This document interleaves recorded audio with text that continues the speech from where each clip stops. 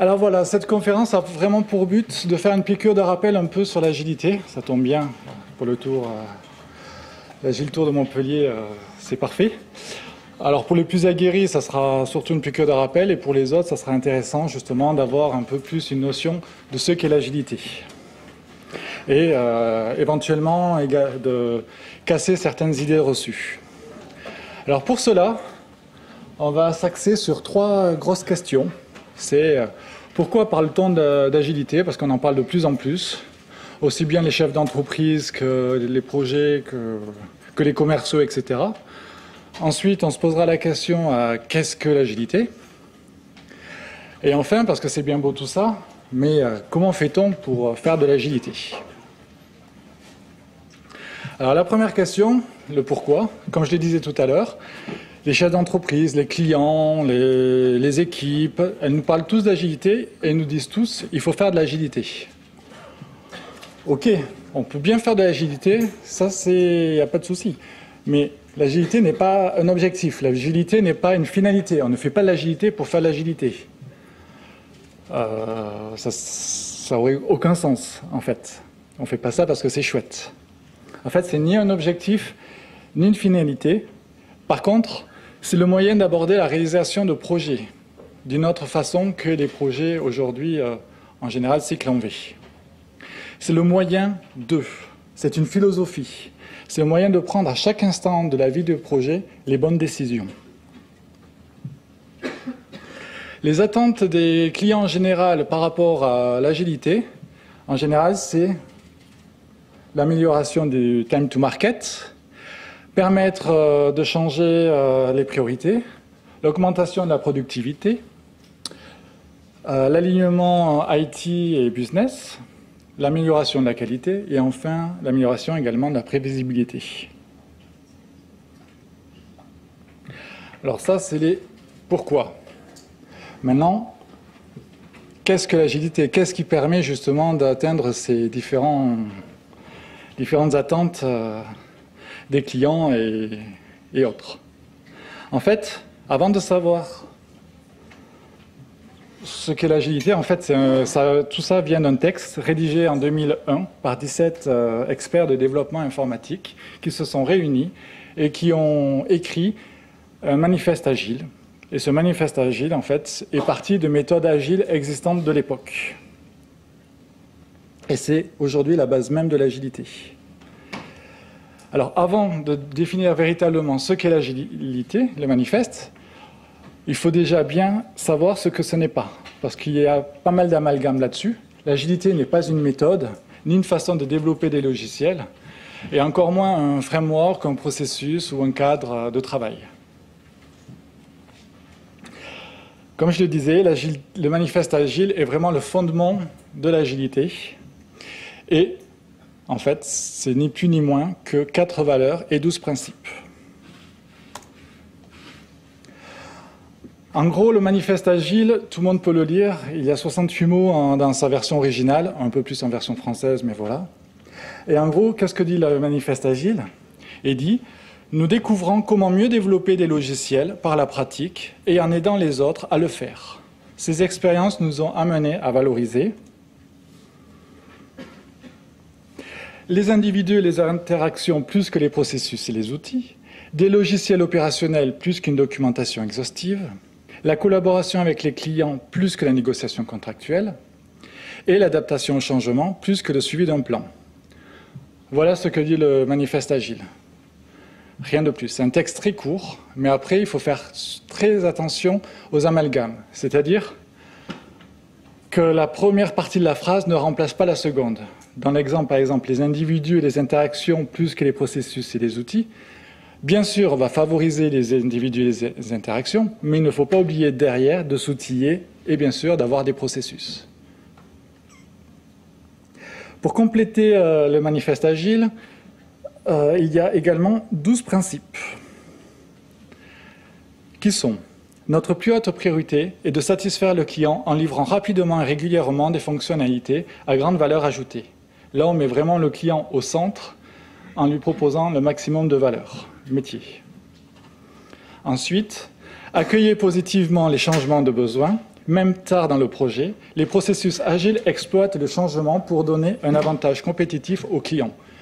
Le fait de pouvoir modifier, de pouvoir changer de plan, c'est un atout, c'est un avantage pour l'agilité, justement. Il faut le prendre vraiment positivement et se dire on sera en avance par rapport aux concurrents.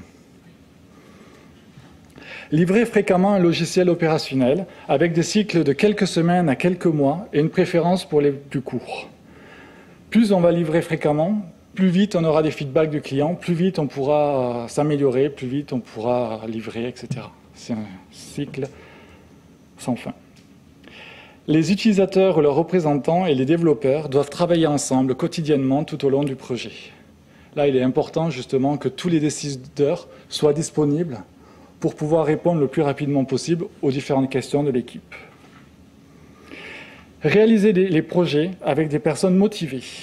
Fournissez-leur l'environnement et le soutien dont ils ont besoin et faites-leur confiance pour atteindre les objectifs fixés. Alors là, ça peut paraître trivial. Bien sûr, il faut travailler avec des personnes motivées, mais pour les motiver, il faut vraiment leur fournir un cadre de travail le plus approprié et essayer de les mettre dans la situation la meilleure, la plus conforme pour aller le plus vite possible. La méthode la plus simple et la plus efficace pour transmettre de l'information à l'équipe de développement et à l'intérieur de celle-ci est le dialogue en face à face. Il vaut mieux privilégier le dialogue directement face à face, autour d'un café par exemple, plutôt que d'envoyer des mails aller-retour qui peuvent être incessants et pour au final se prendre un peu la tête avec l'autre personne alors que c'est tellement simple de se voir. Les processus agiles encouragent un rythme de développement soutenable. Ensemble, les commanditaires, les développeurs et les utilisateurs devraient être capables de maintenir indéfiniment un rythme constant.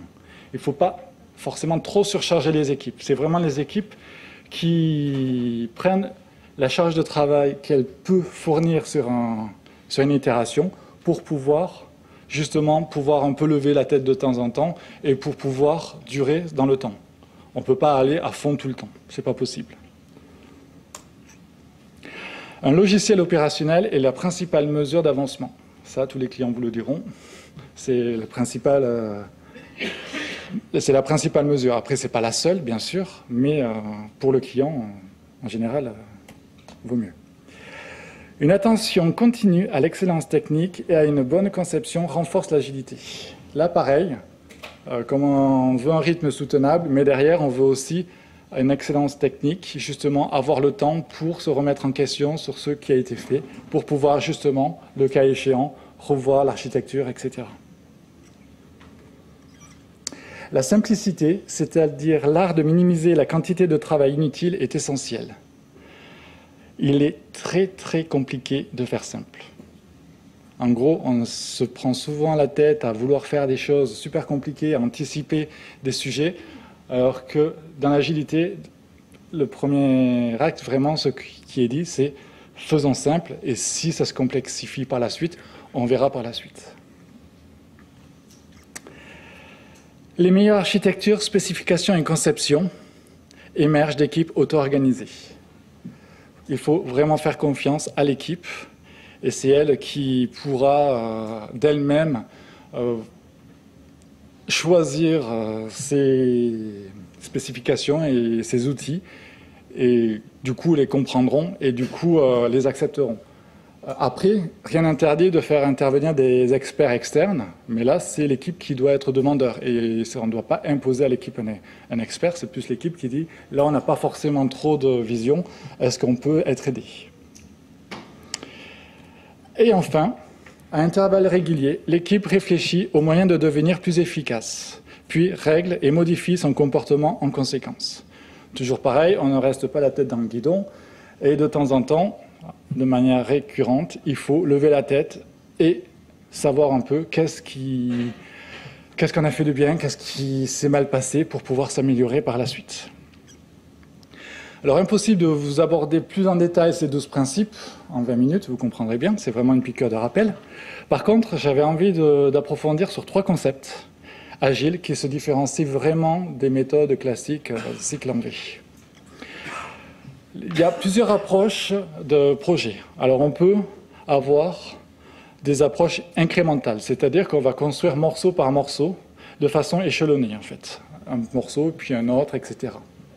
Ensuite, on a l'approche itérative, qui, elle, permet de partir d'une idée vague, derrière grossière, à grosse maille, d'affiner itération par itération pour arriver à un résultat final. Et l'agilité, en fait, c'est la cumulation des deux. C'est l'approche incrémentale et itérative. C'est une équipe qui conduit une itération, produit incrément, et à chaque itération, elle est susceptible d'améliorer les fonctionnalités déjà existantes pour justement la rendre itérative. Elle est en plus de cela adaptative, puisqu'elle est au courant qu'en début de projet, elle pourra modifier et adapter ce qu'elle a déjà réalisé. Voilà pourquoi l'approche est incrémentale, itérative et adaptative. Pardon. Le deuxième concept, c'est le triangle agile. Alors ça, dans les méthodes traditionnelles, la liste des fonctionnalités est fixée au démarrage du projet. Comment j'organise mon projet pour fournir, justement, une liste de fonctionnalités préétablies. Dans les méthodes agiles, c'est l'inverse. Le budget et le temps est fixe dès le départ. Et en fait, la question qu'on va se poser est un peu différente, c'est comment j'organise mon projet pour optimiser la production de valeur ajoutée. Dans le premier cas, le projet sera piloté par les délais, alors que dans le second, le projet sera piloté par la valeur. Le troisième concept, c'est le concept du planning adaptatif. Alors ça, souvent en début de projet, on peut demander, on doit recenser toutes les exigences du client, toutes les exigences du projet, afin de tout écrire dans un premier temps, pour pouvoir ensuite planifier et exécuter le programme. Mais en fait, dans le monde idéal, ça n'existe pas. Le projet ainsi soit un peu innovant, on ne peut pas penser dès le démarrage du projet à toutes les fonctionnalités qui pourraient être mises en place. Et c'est ce que répond justement l'agilité via le planning adaptatif, c'est-à-dire que le planning adaptatif ne va pas essayer dès le début de tout planifier, il va le faire à grosse maille et va s'étoffer au fil du temps. Et c'est vraiment l'acceptation de toute l'équipe de ces principes-là, c'est-à-dire que tout le monde doit être d'accord pour planifier régulièrement, voire fréquemment, replanifier, pour arriver chaque fois aux nouvelles exigences du client. Et cela permet justement, derrière, de ne pas forcément foncer dans un mur qu'on n'aurait pas forcément vu en début de projet. Voilà, c'est bien beau tout ça, mais comment on fait de l'agile? Parce que souvent, beaucoup veulent faire de l'agile, mais ne savent pas forcément comment s'y prendre. Alors effectivement, il existe beaucoup de méthodes, mais déjà, on a répondu à pas mal de choses. Et en fait, la question, elle n'est pas bonne. On ne peut pas faire de l'agilité. On ne fait pas l'agilité. En fait, pour être agile, c'est le mot plutôt, on doit se poser la question comment être agile et pas comment faire de l'agilité. Parce que pour être agile, en fait, c'est très simple, c'est ce que je vous ai dit tout à l'heure, il faut suivre les valeurs et les principes du manifeste agile. Pas de plus. Alors, je vais étoffer un peu plus quand même. Prenons un exemple concret, toujours pareil par rapport au démarrage d'un projet. Au départ, on peut avoir un premier projet où on peut se dire, voilà, on a besoin de toutes les exigences du client. Alors la première solution standard, ça serait, c'est simple, on demande au client de fournir toutes ces exigences, on lui fait signer, et derrière, dès qu'il a tout signé, on fait le démarrage du projet. L'équipe agile, avec ce que je vous ai dit précédemment également, va répondre, ça peut marcher effectivement, le projet pourrait bien marcher. Si toutes les exigences sont notées, pourquoi pas. Mais ça va quand même à l'encontre de nos valeurs et principes. Principalement, les deux qui sont ici, c'est-à-dire la collaboration avec les clients plus que la négociation contractuelle, et ça viole également le principe qui est les utilisateurs ou leurs représentants et les développeurs doivent travailler ensemble quotidiennement tout au long du projet. Alors là, en fait, le manifeste agile doit aider les personnes à répondre aux questions. Mais ce n'est pas l'agilité qui répondra à vos questions. Les décisions doivent être prises par l'équipe. L'agilité, en fait, comme je le disais, elle repose sur des croyances, des valeurs et des principes qui doivent permettre à l'équipe, justement, de prendre ses propres décisions afin de développer des logiciels. L'équipe est totalement libre de ses choix dès lors qu'elle suit les valeurs et les principes de l'agilité.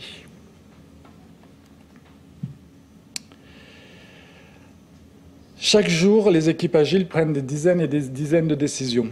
En général, on se retrouve, on discute rapidement et il est important pour chaque membre de l'équipe de vraiment avoir en tête ses valeurs et ses principes pour, à chaque moment, prendre les meilleures décisions.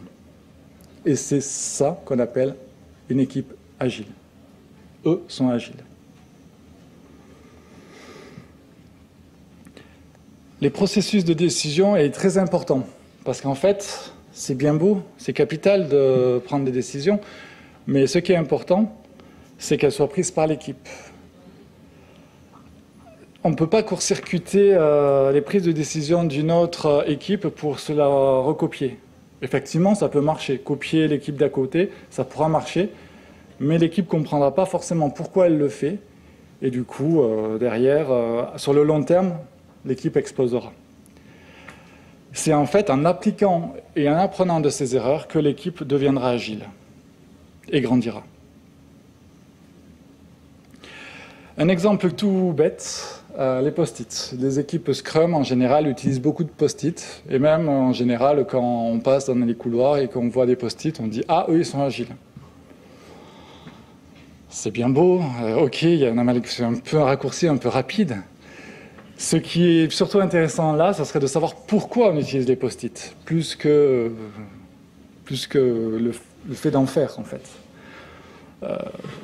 Et en fait, il y a vraiment 3 raisons principales qui sont toujours en lien avec les principes et les valeurs du manifeste. La première, c'est la simplicité est essentielle. Ce que je disais tout à l'heure, pareil, un document d'une vingtaine de pages, ça ne sert pas forcément à grand-chose, ça ne sera pas forcément lu. Alors autant le reporter sur des post-it et les mettre sur un tableau. Pourquoi pas? Ensuite, il y a aussi la méthode la plus simple et la plus efficace pour transmettre de l'information et le dialogue en face à face. En fait, le tableau où on colle les post-it, ça doit servir de prétexte pour se réunir et derrière pouvoir échanger autour de ces informations-là, qui seront beaucoup plus visibles qu'une documentation, que des fichiers informatiques, etc. Et enfin, l'autre, là c'est la valeur, les individus et les interactions plus que les processus et les outils. Effectivement, le post-it est vraiment un radiateur d'informations.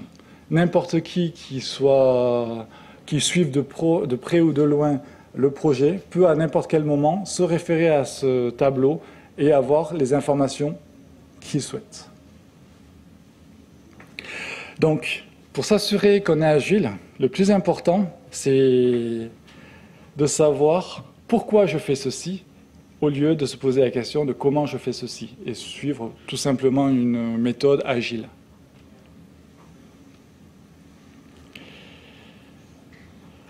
Alors, il existe énormément de méthodes, Scrum étant le plus connu. Après, on a le Kanban, etc. Et au niveau de